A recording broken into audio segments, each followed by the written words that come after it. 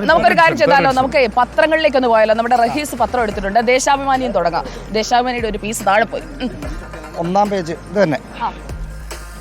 എല്ലാറ്റിന്റെയും front page ഭയങ്കര മനോഹരമാണ്. പക്ഷേ ഇതിന്റെ ഹെഡർ കണ്ടോ? വെള്ളാർമലയിലെ കുട്ടികളാണല്ലോ ആദ്യം വേദിയിൽ വന്നത്.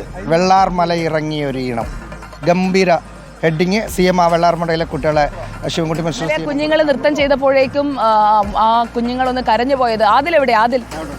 ആദിലായിരുന്നു അത് റിപ്പോർട്ട് ചെയ്തത് അല്ലേ? ശരിക്കും പറഞ്ഞാൽ പത്രങ്ങളെല്ലാം ഒന്നാമത്തെ പേജിൽ അത് ഉൾപ്പെടുത്തിയിട്ടുണ്ട്. നമ്മുടെ ആ തലക്കെട്ട് വാർത്ത കൈകാര്യം ചെയ്തത് അതിലെ കരയുന്നത് ടീച്ചറാണോ അമ്മയാണോ? സീമ ടീച്ചറാണ്. ടീച്ചർ അത് കണ്ടപ്പോൾ ഈ കുട്ടികളൊന്നും പഠിക്കാത്ത, ശാസ്ത്രീയമായി പഠിക്കാത്ത കുട്ടികൾ ഇത്രയും നന്നായി അവരുടെ ജീവിതം കാണിക്കുന്നപ്പോൾ കരഞ്ഞു പോയതാണ്. ഇതിൽ മനോരമയുടെ തലവാചകം ഉരുളിൽ വെളിച്ചമായി വേദിയിൽ എന്നുള്ളതാണ്. ഈ നിലയിൽ ആ വാർത്ത എല്ലാവരും കൈകാര്യം ചെയ്തിട്ടുണ്ട് എന്നുള്ളതാണ്. മറ്റു വാർത്തകളും നമ്മുടെ ഇംഗ്ലീഷ് പത്രം മാത്രം വായിക്കുന്ന ഇംഗ്ലീഷ് പത്രത്തിൽ എങ്ങനെയാ? പടം നോക്കിയതാണെന്നോ? അത് ഇവിടെ നിന്നാണ് അങ്ങനെ ഒരു പരാമർശം? ഇംഗ്ലീഷ് പത്രം ഞാൻ പൂർണ്ണമായും വായിച്ചു. ഇതിൽ നമ്മുടെ വയനാട്ടിലെ കുട്ടികളുടെ ആദിലാണ് അപ്പോൾ ഇന്നലത്തെ തലക്കെട്ട് എടുത്തിരിക്കുന്നത്.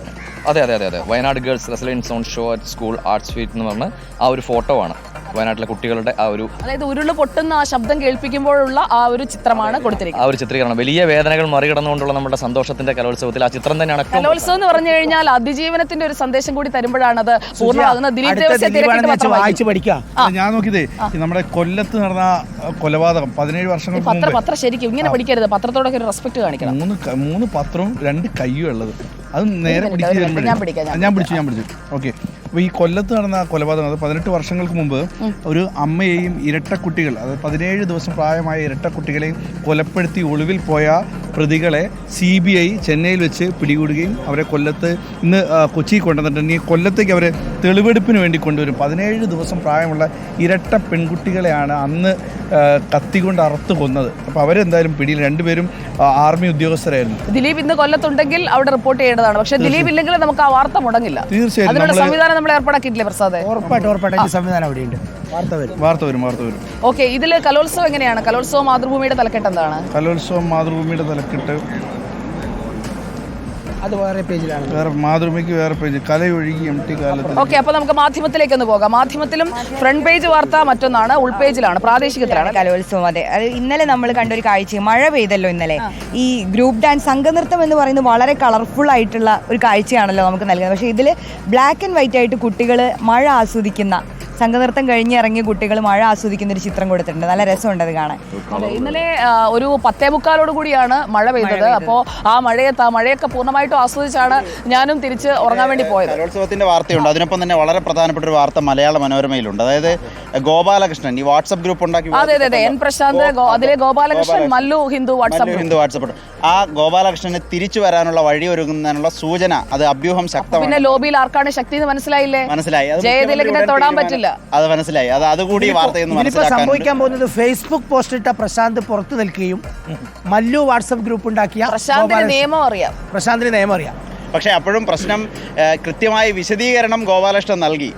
N പ്രശാന്ത് ആകട്ടെ ചീഫ് സെക്രട്ടറിയോട് ചോദ്യങ്ങൾ ചോദിക്കുകയാണ് ചെയ്തത്. അതാണ് ഈ അതുകൊണ്ടുകൂടിയാണ്. കാരണം ഒരു സർവീസ് ചട്ടം അനുസരിച്ച് ആ സർവീസ് ചട്ടങ്ങൾക്ക് വിധേയമായിട്ട് അകത്താരാ നിൽക്കുന്നത് എന്നുള്ളതും പ്രധാനമാണ്. പക്ഷേ ഒരു കാര്യമുണ്ട്, ചീഫ് സെക്രട്ടറിയെ പോലുള്ള പ്രശാന്തിന്റെ റിപ്പോർട്ടിംഗ് ഹെഡായ ഒരു ഉദ്യോഗസ്ഥയോട് വിശദീകരണം ചോദിക്കാൻ പ്രശാന്ത് കേപ്പബിൾ ആയെങ്കിൽ പ്രശാന്തിന് അതിൽ ഒരു അപാര കോൺഫിഡൻസ് ഉണ്ടാവും. നിയമം അറിയുന്നത് കൂടി കൊണ്ടാണ്. അപ്പൊ നമ്മുടെ റിനു ഉണ്ട്, നിയമം, പോലീസ് എന്നൊക്കെ പറഞ്ഞു കഴിഞ്ഞാൽ നമ്മൾ ആരിലേക്കാണ് പോകുക?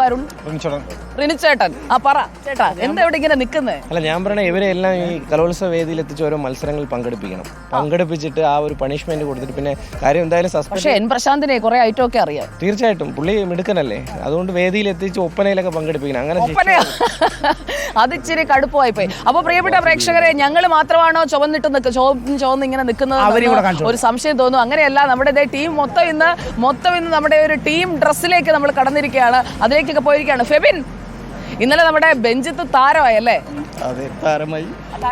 ഇത് നമ്മുടെ ഫെബിനാണ് ഇന്നിപ്പോ. ഇതിന്റെ നമ്മളിപ്പോ പ്രവർത്തിപ്പിച്ചുകൊണ്ടിരിക്കുന്ന ഉപകരണത്തിന്റെ പേര് ഗിംബൽ ക്യാമറയുമായി ഫെബിൻ ഇന്ന് കലോത്സവ വേദിയിൽ ഉണ്ടാകും. അതുപോലെ തന്നെ നമ്മുടെ ഡ്രോൺ സ്പെഷ്യലിസ്റ്റ് നിൽക്കുന്നു അബിൻ, തുടങ്ങി നമ്മുടെ ടീമുകളെല്ലാം ഉണ്ട്. നമ്മുടെ എല്ലാ ടീമും ഉണ്ട്. സെറ്റല്ലേ? എല്ലാം സെറ്റാണ്. എല്ലാം സെറ്റാണ്. ഇനി നമുക്കപ്പോ വിനീത് വന്നു കഴിഞ്ഞു. വിനീത് കൊച്ചിന്ന് പറന്നാണോ വന്നത്? പിന്നല്ലാതെ അല്ല, നമ്മുടെ മൊത്തം ടീം ഇതാ സെറ്റായി നിൽക്കുകയാണ്. അപ്പോൾ എല്ലാവരും റെഡിയാണ്. റിപ്പോർട്ടർ എന്ന് പറഞ്ഞു കഴിഞ്ഞാൽ നമ്മുടെ ജേർണലിസ്റ്റുകൾ മാത്രമല്ല, നമ്മുടെ വീഡിയോ ജേർണലിസ്റ്റ്, നമ്മുടെ ഡ്രൈവേഴ്സ് എല്ലാവരും റെഡിയാണ്. ബെഞ്ചിത്ത് ഇതിലെ താരമായതുകൊണ്ട് ബെഞ്ചിത്ത് കാണിച്ചാൽ മനസ്സിലാവും. DOP മോജേഷിനൊപ്പം അതാ ബെഞ്ചിത്ത് അവിടേക്ക് മാറി നിൽക്കുകയാണ്. അതിന് തൊട്ടപ്പുറത്ത് നമ്മുടെ അനിയൻ കുഞ്ഞുണ്ട്. ഇതൊക്കെയാണ് നമ്മുടെ ടീം. അപ്പോൾ നമുക്ക്